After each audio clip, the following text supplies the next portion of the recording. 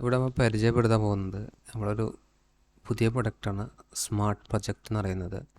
ചില ബിൽഡേഴ്സ് പിന്നെ contractors അങ്ങനെയുള്ളവർക്കൊക്കെ use ചെയ്യാൻ പറ്റുന്നൊരു സോഫ്റ്റ്വെയറാണ് സ്മാർട്ട് പ്രൊജക്റ്റ് എന്ന് പറയുന്ന സോഫ്റ്റ്വെയർ. ഇതിൽ നമുക്ക് സൈറ്റുകൾ ഇപ്പോൾ ഒരു കസ്റ്റമർക്ക് ഒരുപാട് സൈറ്റുകൾ ഉണ്ടെങ്കിൽ അങ്ങനെ എൻ്റർ ചെയ്യാം. അങ്ങനെ ഓരോ വർക്ക് സൈറ്റ് അനുസരിച്ചിട്ട് നമുക്ക് എൻട്രികൾ പാസ് ചെയ്യാൻ പറ്റുന്നതാണ്. ഇതിൽ വരുന്ന ഫീച്ചേഴ്സാണ്. നമുക്ക് ഈ മാസ്റ്റർ സെക്ഷനിൽ പോയി കഴിഞ്ഞാൽ നമുക്ക് ഒരു ടൈപ്പ് ഓരോന്ന് ക്രിയേറ്റ് ചെയ്യാൻ പറ്റും. കസ്റ്റമറെ ക്രിയേറ്റ് ചെയ്യൽ, സപ്ലയർ ക്രിയേറ്റ് ചെയ്യൽ, പിന്നെ അതുപോലെ തന്നെ പ്രൊജക്റ്റ് ലൊക്കേഷൻ, സൈറ്റ് ലൊക്കേഷൻ, അങ്ങനെയുള്ള കാര്യങ്ങളൊക്കെ നമുക്ക് മാസ്റ്ററിലാണ് എല്ലാം ബേസിക് എൻട്രികളൊക്കെ ക്രിയേറ്റ് ചെയ്യുന്നത്.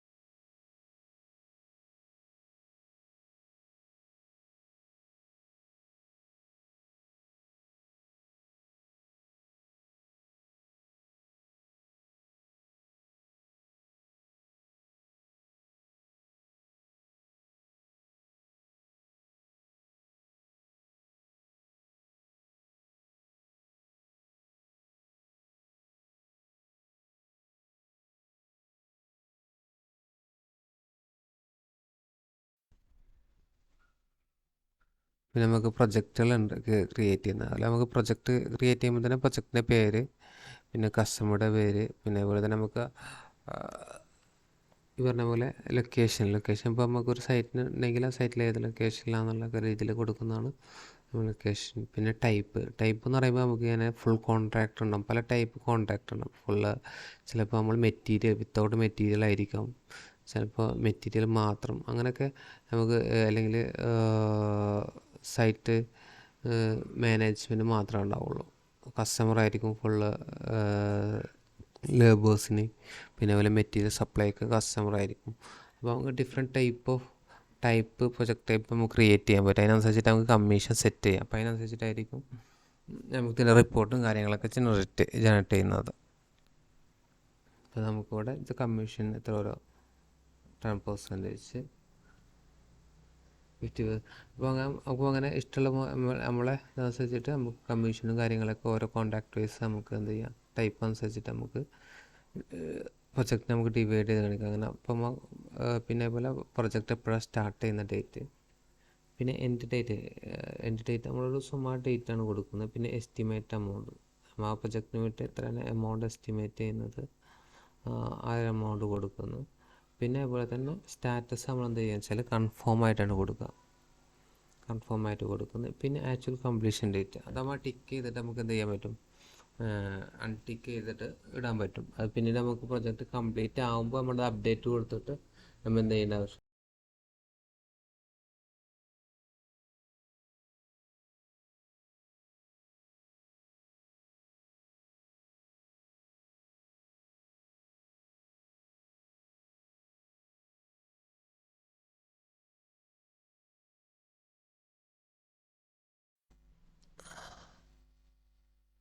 പിന്നെ നമുക്ക് പർച്ചേസ് ഇൻവോയ്സിലേക്ക് വന്നു കഴിഞ്ഞാൽ, നമുക്ക് പ്രൊജക്റ്റിൽ പർച്ചേസ് ഇൻവോയ്സ് വന്നു കഴിഞ്ഞാൽ പർച്ചേസിങ് ബിൽ നമ്പറും കാര്യങ്ങളൊക്കെ. ഇപ്പോൾ നോർമൽ നമ്മൾ ബില്ലിംഗ് സോഫ്റ്റ്വെയർ ഒക്കെ എടുക്കുകയാണെങ്കിൽ അതിൽ വരുന്ന ഓൾമോസ്റ്റ് എല്ലാ ഫീച്ചേഴ്സും. ഇതിൽ നമുക്ക് എക്സ്ട്രാ വരുന്നത് എന്താണെന്ന് വെച്ചാൽ പ്രൊജക്റ്റ് ആ ബില്ലിൽ നമുക്ക് ഏത് പ്രൊജക്റ്റിലേക്കാണ് ആ മെറ്റീരിയൽ പർച്ചേസ് ചെയ്യുന്നത് കാണിക്കാൻ പറ്റും മാത്രം. ഇപ്പോൾ സപ്ലയറുടെ പേര്, നമുക്ക് ഏത് സപ്ലയറിൽ നിന്നാണ് പർച്ചേസ് ചെയ്തത് എൻട്രി, അത് ഏത് സൈറ്റിലേക്കാണ് എൻട്രി പർച്ചേസ് ചെയ്യുന്നത്, അതാണ് നമ്മൾ എന്ത് ചെയ്യുന്നത് ഈ പറഞ്ഞ പോലെ പർച്ചേസ് ഇൻവോയ്സ് വഴി ഉദ്ദേശിക്കുന്നത്.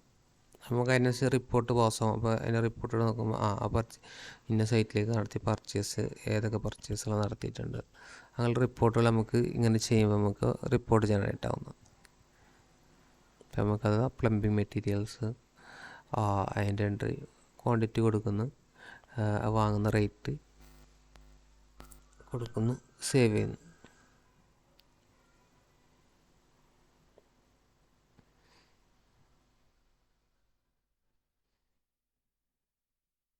ഇനി നമുക്ക് വേറെ ഇപ്പോൾ നമ്മളിതിൽ പ്ലംബിംഗ് മെറ്റീരിയൽ ആഡ് ചെയ്തു, ഇനി നമുക്ക് വേറെ ഇപ്പോൾ ഫോർ എക്സാമ്പിൾ നമുക്ക് ഇനി ഒരു സിമെൻറ്റ് സിമെൻ്റ് എൻ്റർ ചെയ്യുകയാണെങ്കിൽ അതിൻ്റെ ഡീറ്റെയിൽസ് അപ്പോൾ ജസ്റ്റ് ഇപ്പോൾ അതിൻ്റെ HSM കോഡ് നമുക്കൊരു GST പൈസ ബില്ലൊക്കെ ചെയ്യുമ്പോൾ നമുക്ക് HSM കോഡും കാര്യം അപ്പോൾ ജസ്റ്റ് ബേസിക് കാര്യങ്ങൾ മാത്രം ഇതിൽ ഞാൻ എൻ്റർ ആയി കൊടുക്കുന്നുള്ളൂ. അത് കാരണം നമ്മൾ HSM കോഡൊക്കെ ഒന്ന് സ്കിപ്പ് ചെയ്യുന്നതാണ്. അതിന് ബേസിക് അത്യാവശ്യമുള്ള കാര്യങ്ങൾ കോസ്റ്റ് വാങ്ങിയ റേറ്റ് എത്രയാണ്, വിൽക്കുന്ന റേറ്റ് എത്രയാണ്, അങ്ങനെ ഡീറ്റെയിൽസ് കൊടുക്കുന്നു. പിന്നെ കോസ്റ്റിംഗ് മെത്തേഡ്, പിന്നെ ഇതിൽ SGST CGST ഒക്കെ ഉണ്ട്. അതൊന്നും നമ്മൾ എന്ത് ചെയ്യുന്നില്ല, കൊടുക്കുന്നില്ല. കോസ്റ്റിംഗ് മെത്തേഡ് നമ്മൾ സെലക്ട് ചെയ്യണം. അപ്പോൾ ഇതാണ് അതിന് ബേസിക് കാര്യങ്ങൾ സെലക്ട് ചെയ്യണം. എന്നിട്ട് സേവ് ചെയ്യാം. സക്സസ്ഫുള്ളി ക്ലോസ് ചെയ്യുക. നമ്മൾ ജസ്റ്റ് അസൈൻമെൻറ്റിന് അടിച്ചാൽ മതി. ഇതൊക്കെ ഒരു പ്രാവശ്യം എൻ്റർ ചെയ്യേണ്ട ആവശ്യമുള്ളൂ. നമുക്ക് പിന്നീട് വേറെ പർച്ചേസ് വരുമ്പോൾ ആ സെയിം സാധനം പിന്നെ ക്രിയേറ്റ് ചെയ്യേണ്ട ആവശ്യമില്ല. അത് ഓട്ടോമാറ്റിക്കലി നമുക്കത് ജസ്റ്റ് നെയിം അടിച്ചു കൊടുത്തു കഴിഞ്ഞാൽ വരും. ഇപ്പോൾ വന്നു, ഞാനത് സേവ് ചെയ്യുന്നു.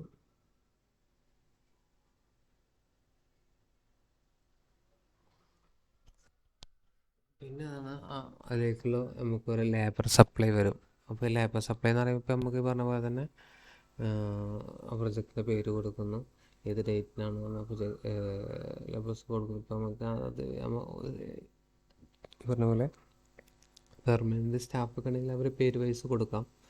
പിന്നെ അതല്ല ഇപ്പോൾ നമുക്ക് ഫോർ എക്സാമ്പിൾ നമ്മൾ പുറത്തുനിന്ന് ആണല്ലോ, ഇപ്പോൾ എന്തെങ്കിലും പെയിൻറ്റിങ് വർക്ക് ആണെങ്കിൽ നമുക്ക് എന്ത് ചെയ്യാം, പെയിൻറ്റിങ് വർക്കുകളെ എണ്ണം കൊടുക്കാം. ഇപ്പോൾ ഫോർ എക്സാമ്പിൾ പെയിൻറ്റിങ് വർക്കുകൾ ഇപ്പോൾ മൊത്തം ഒരു 5 പേരെ വെക്കുന്നുണ്ട് ആ സൈറ്റിലേക്ക് ഇന്നത്തെ ഡേറ്റിലിട്ടിട്ട് അവരെ ആ ഒരു പെയിൻറ്റിങ് വർക്ക് എത്ര ആളെ വെക്കുന്നത്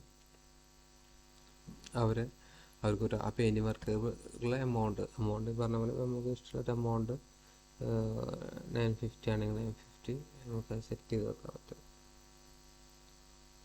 പ്ലംബേഴ്സ് ആണെങ്കിലും പ്ലംബേഴ്സ്, ഇപ്പോൾ ഞാനിവിടെ കാണിക്കുന്നത് പ്ലംബേഴ്സാണ്. ഇപ്പോൾ ഞാൻ പ്ലംബേഴ്സിന് സെലക്ട് ചെയ്യുന്നു. എന്നിട്ട് എത്ര പ്ലംബേഴ്സ് ഉണ്ട്, 5 പേരുണ്ടെങ്കിൽ 5 പേര് കൊടുക്കുന്നു. അതുപോലെ വേജ് 950 കൊടുത്തുള്ള നമുക്ക് ഇവിടെ ഓട്ടോമാറ്റിക്കായി മാറ്റം ക്രിയേറ്റ് ചെയ്യുമ്പോൾ കൊടുത്ത എമൗണ്ടാണ് വരുന്നത്. നമുക്ക് മാറ്റം ഉണ്ടെങ്കിൽ ഇവിടെ തന്നെ മാറ്റി കൊടുക്കാൻ പറ്റും. എന്നിട്ട് നമ്മൾ സേവ് ചെയ്യുന്നു.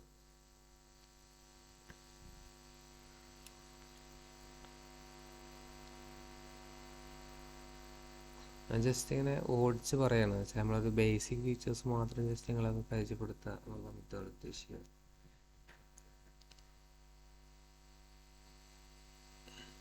പിന്നെ അതിലേക്കുള്ള സെയിൽസ് എൻട്രികൾ, ഇപ്പോൾ നമ്മൾ തന്നെ ചിലപ്പോൾ പർച്ചേസ് നമ്മളെ ഗോഡൗണിൽ സ്റ്റോക്ക് ഉണ്ടാവും ഓൾറെഡി, വേറെ ഏതെങ്കിലും സപ്ലൈ ചെയ്തോ അല്ലെങ്കിൽ നമ്മുടെ സ്റ്റോക്കും കാര്യങ്ങളൊക്കെ ഉണ്ടെങ്കിൽ ആ പ്രൊജക്റ്റിലേക്ക് സെയിൽസ് എൻട്രി വഴി നമുക്ക് എന്ത് ചെയ്യാൻ പറ്റും. അപ്പോൾ അതിനനുസരിച്ച് നമ്മൾ സ്റ്റോക്ക് എന്ത് ചെയ്യും, സ്റ്റോക്ക് അത് മെയിൻറ്റെയിൻ ചെയ്തോളൂ. അപ്പോൾ അതാ ഐറ്റം സെലക്ട് ചെയ്യുന്നു.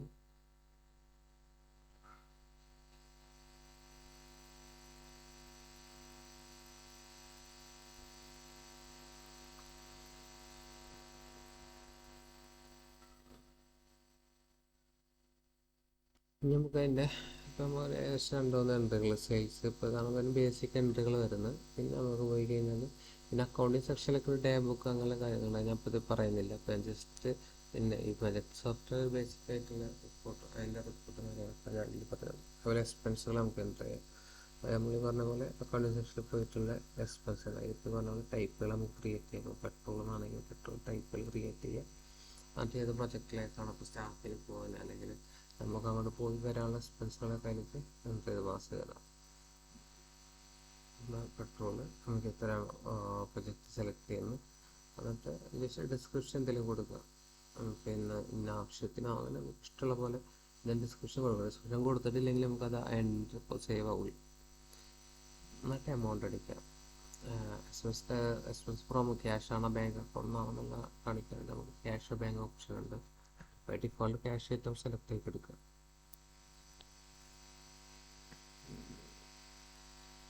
എന്നിട്ട് നമ്മൾ എമൗണ്ട് അടിക്കുന്നു, സേവ് കൊടുക്കുക. നമുക്ക് ഷോർട്ട് കട്ട് കീ ഉണ്ട്, ആൾട്ട് എസ് അടിച്ച് ഷോർട്ട്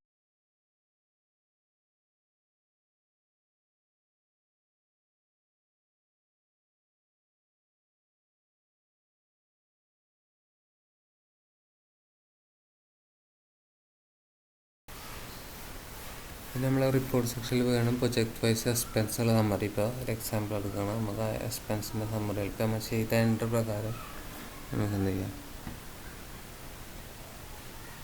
അവിടെ ജസ്റ്റ് പ്രിൻ്റ് എന്നുള്ള സെക്ഷൻ വെച്ചാൽ നമുക്ക് നേരെ പ്രിൻ്റ് പോലെ നമുക്ക് അതിൻ്റെ ഒരു പ്രിവ്യൂ കിട്ടുകയും പിന്നെ നമുക്ക് പ്രിൻ്റ് എടുക്കണം എന്നുണ്ടെങ്കിൽ നമുക്ക് എന്ത് ചെയ്യാം, അവിടെ നമുക്ക് പ്രിൻ്റ് എടുക്കാനുള്ള ഓപ്ഷൻ ഉണ്ട്.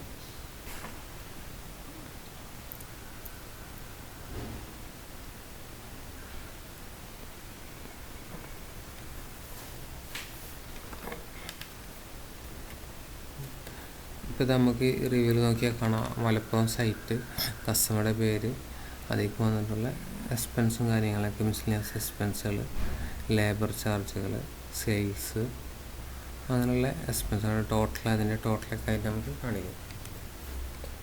അതാണ് ആ പ്രൊജക്ട് വൈസ്, ഓരോ പ്രൊജക്ട് വൈസ് നമുക്ക് എന്ത് ചെയ്യും, എക്സ്പെൻസ് നമ്പർ കിട്ടും. പിന്നെ പ്രൊജക്റ്റിൽ പോയി കഴിഞ്ഞാൽ തന്നെ നമുക്ക് പ്രൊജക്റ്റ് സ്റ്റേറ്റ്മെൻറ്റ്, നമുക്ക് ആ ഒരു പ്രൊജക്റ്റ് സെലക്ട് ചെയ്യും. ഇവിടുന്ന് നമുക്ക് പ്രൊജക്റ്റിനുള്ള സെക്ഷൻ വന്നു കഴിഞ്ഞാൽ ഇവിടുന്ന് F2 അടിക്കുക. കീബോർഡിൽ നമുക്ക് F2 അടിച്ചിട്ട് ആ ഒരു പ്രൊജക്റ്റിൻ്റെ പേര് സെലക്ട് ചെയ്യുക. F2 അടിച്ച് കഴിഞ്ഞാൽ നമുക്ക് അതിൻ്റെ നമ്പർ കിട്ടും. ആ നമ്പറോട് അടിച്ചു കൊടുത്താൽ ഇതാണ് നമുക്ക് ആ സ്റ്റേറ്റ്മെൻറ്റ്. ഈ പറഞ്ഞ പോലെ പ്രൊജക്റ്റിൻ്റെ സ്റ്റേറ്റ്മെൻറ്റാണ്. ബൈക്കുള്ള ലേബർ കോസ്റ്റ് അങ്ങനെയുള്ള കാര്യങ്ങളൊക്കെ ഇപ്പോൾ നമുക്ക് കാണാം റിപ്പോർട്ടിൽ. അപ്പോൾ ഇനി എന്തെങ്കിലുമൊക്കെ എൻക്വയറി ഉണ്ടെങ്കിൽ അങ്ങനെ കോൺടാക്ട്